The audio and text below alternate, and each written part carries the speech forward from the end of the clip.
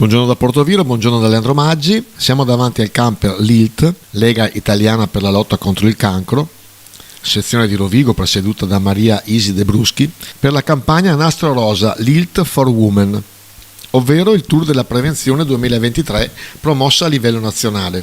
Nel mese di ottobre sono stati programmati 4 importanti appuntamenti di prevenzione oncologica gratuita in collaborazione con la Breast Unit ULS 5 Polesana, che con questa iniziativa vuole portare la prevenzione vicino alle persone grazie ad un camper attrezzato, con visite e colloqui individuali gratuiti con i chirurghi senologi. Oltre ad oggi a Portoviro, in Piazza Mercato, ci sarà un altro importante appuntamento domani, giovedì 12 ottobre a Porto Tolle e sabato 14 ottobre ad Adria. Abbiamo già fatto parecchie visite questa mattina, sono venute tutte molto presto, poi dopo si fanno il loro mercato in pace e devo dire una bella risposta. Anche chi non ne aveva bisogno perché aveva appena fatto una mammografia, però ha preso il suo materiale informativo, i medici si stanno adoperando moltissimo anche proprio per dare informazioni corrette e mi sembra, sono contenta, ecco, sono contenta.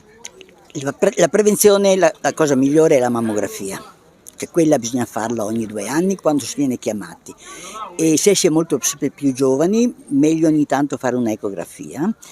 E dopo anche i 74 anni, quando la LUSL non fornisce più questo servizio, basta con un'impegnativa del medico, basta andare in ospedale a farsi il suo controllo mammografico. Questa è la prevenzione assoluta.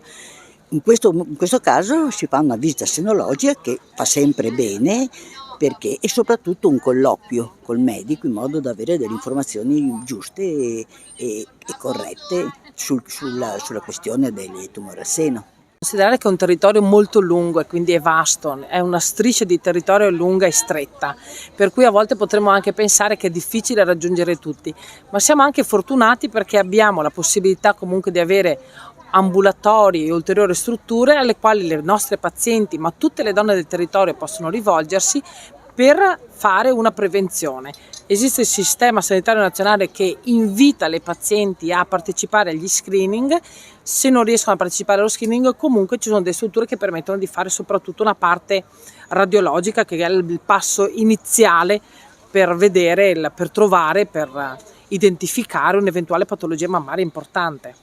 Ecco, è in media il nostro territorio con la media nazionale di incidenza di tumori di questo tipo?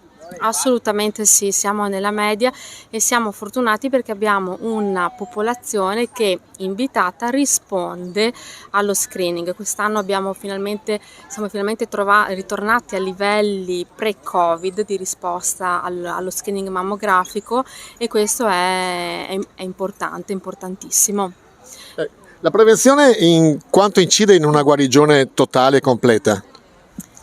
Incide moltissimo perché ovviamente tumori che vengono diagnosticati in fase precoce sono tumori che si giovano di una terapia chirurgica in primis e che non richiedono quindi terapie importanti, chemioterapie e che quindi possono essere presi in una fase molto precoce, quindi trattati completamente e portare alla guarigione. È chiaro che un tumore che viene diagnosticato in fase avanzata prevede una terapia più lunga con terapie appunto impegnative, chemioterapie che coinvolgono maggiormente il paziente, hanno un impatto maggiore sulla sua vita e ovviamente anche questo si traduce in una prognosi peggiore, anche se stiamo avendo comunque ottimi risultati anche sul trattamento dei tumori in fase avanzata.